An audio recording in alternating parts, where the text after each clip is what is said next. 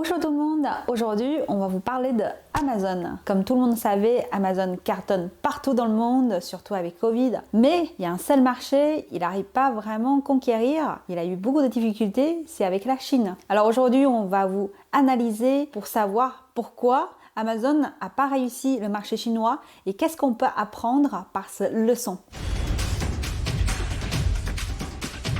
En 2019, Amazon a annoncé en Chine il va arrêter tous les marketplaces pour le commerçant tiers à partir de juillet 2019. Il arrête complètement cette partie de service. J'ai vu même sur un journal, un journaliste qui est un peu méchant, il se moque d'Amazon en disant Amazon, son chiffre d'affaires en Chine ne peut même pas comparer avec un leader commerçant sur la plateforme Alibaba. Bon, c'est bien méchant, c'est vrai qu'il compare un commerçant d'Alibaba avec la grande plateforme Amazon, le géant dans le monde, mais en même temps ça montre que c'est vrai qu'Amazon a perdu beaucoup de marché en Chine.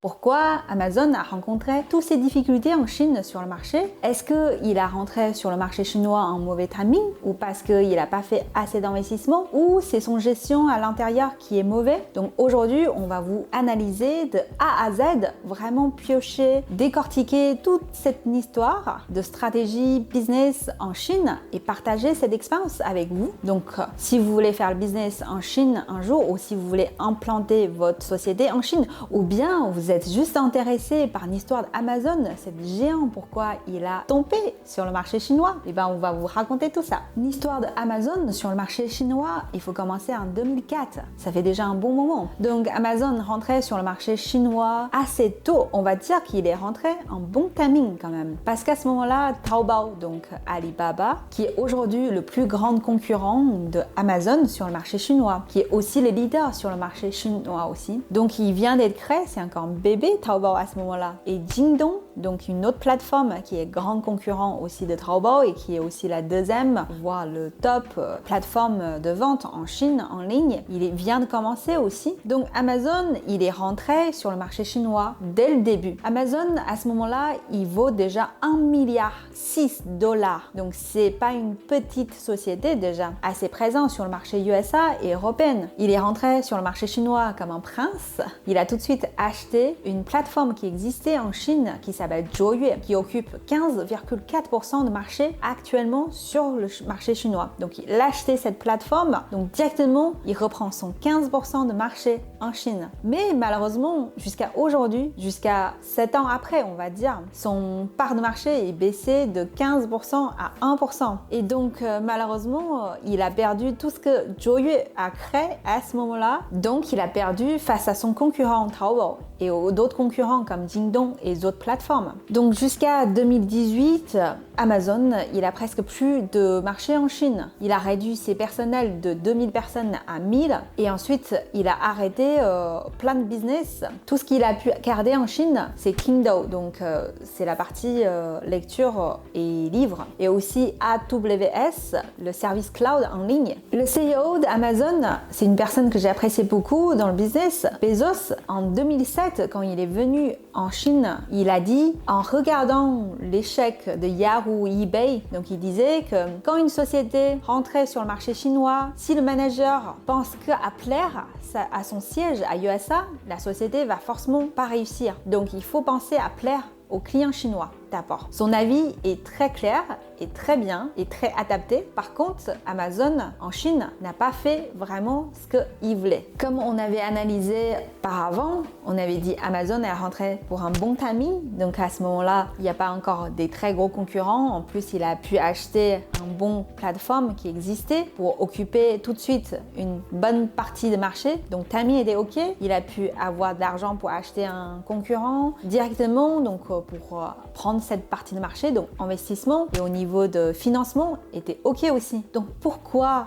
après tout ça, Amazon n'a pas réussi sur le marché chinois? Il y a beaucoup de gens qui ont fait des analyses, il y a beaucoup de personnes qui ont regardé et prendre recul par rapport à toute cette histoire. Et moi aussi, quand je fais des analyses, les case studies, ça m'intéresse beaucoup de savoir où a fait l'échec de Amazon et pourquoi un géant qui réussit partout peut tomber comme ça en Chine. Je pense que c'est un sujet très intéressant à analyser, à comprendre pour quelqu'un qui veut rentrer sur le marché chinois ou approfondir sa connaissance connaissances sur le marché chinois. Donc j'ai regardé beaucoup de discours. Parmi tous ces discours, l'explication ou analyse, je retiens une personne qui avait dit cette phrase-là, je trouvais très intéressant. C'est le CEO des anciennes plateformes Jingdong, donc l'ancien patron de Jingdong, qui s'appelle Liu Qiangdong, qui était aussi fondateur de cette plateforme de A à Z. Sur un entretien de télévision, il a dit, il pense que l'échec de Amazon en Chine lié à son management. Il disait que le manager d'Amazon, le manager américain, a manqué de confiance sur son équipe en Chine. Donc tout ça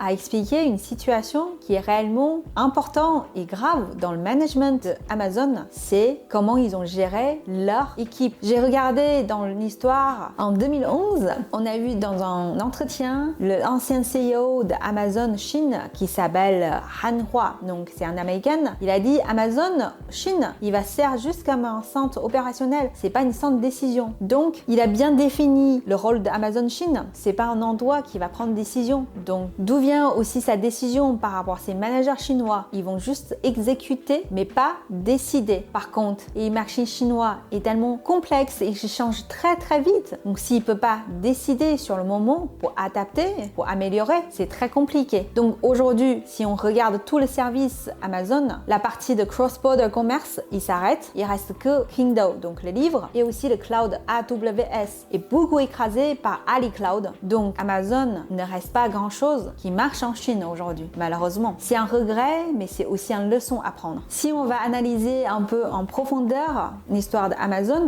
on va comparer et analyser sur 3 axes. Premier axe, on va commencer par rapport à son produit aussi. Amazon vendait le service en ligne, donc il est plateforme, il y a des commerçants, les fournisseurs avec les clients B2C. Donc logiciel et plateforme de vente, c'est son produit. On va regarder son produit comparé à aujourd'hui Alibaba ou Taobao l'époque. Il y a beaucoup de clients en Chine à cette époque-là qui se plaignent que le page de présentation ou description de produits Amazon est pas assez complet, assez clair comparé à Taobao. Et Taobao est beaucoup plus adapté pour le consommateur chinois. Donc sur le produit, Amazon n'a pas pu faire mieux ou n'a pas pu faire aussi bien que Taobao comparé à leur service d'époque. Les clients vont forcément choisir des plateformes ou des services plus faciles à utiliser. Pareil pour fournisseurs. Donc après tout ça, Amazon en Chine, il commence à perdre une partie de ses clients. Et ensuite,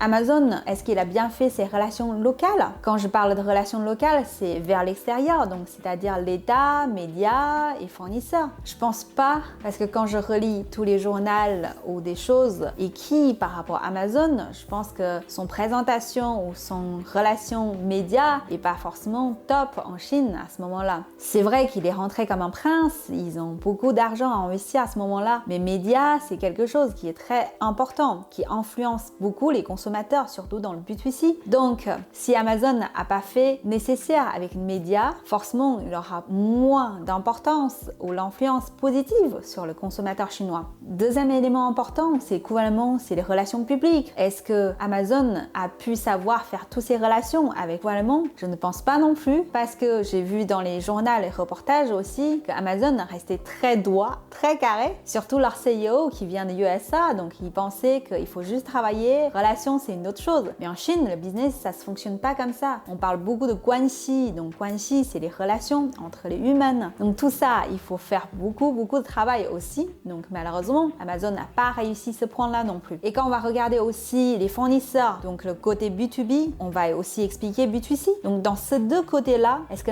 Amazon, son approche est assez friendly et assez attractive? Alors selon ce qu'on avait vu, Taobao a fait beaucoup plus de démarches commerciales que Amazon. Donc il n'a pas réussi son fournisseur non plus. Et pour attraper les clients, c'est un peu difficile aussi. Donc petit à petit, Amazon va encore perdre de plus en plus son marché. Alors le dernier point, et qui est très important, qu'on avait déjà cité, que Liu Qiangdong a bien critiqué ce point-là sur Amazon Chine, c'est son management et ses managers.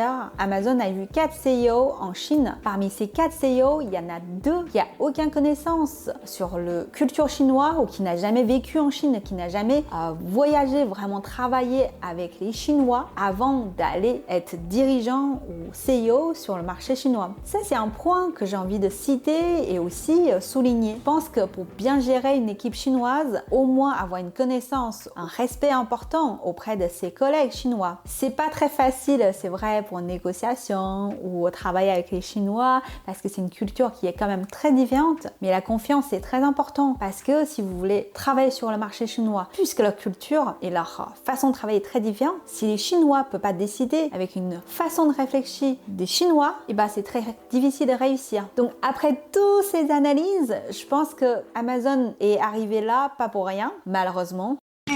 C'est un grand géant et Bezos, il a réussi partout. Mais malheureusement, pour le marché chinois, c'est Jack Ma qui a réussi. Bon, on vous partage toute cette expérience et toute cette histoire. J'espère que vous avez aimé cette histoire et mon analyse. Donc, à très bientôt de Kung Fu Company. Abonnez-nous. Merci. Au revoir.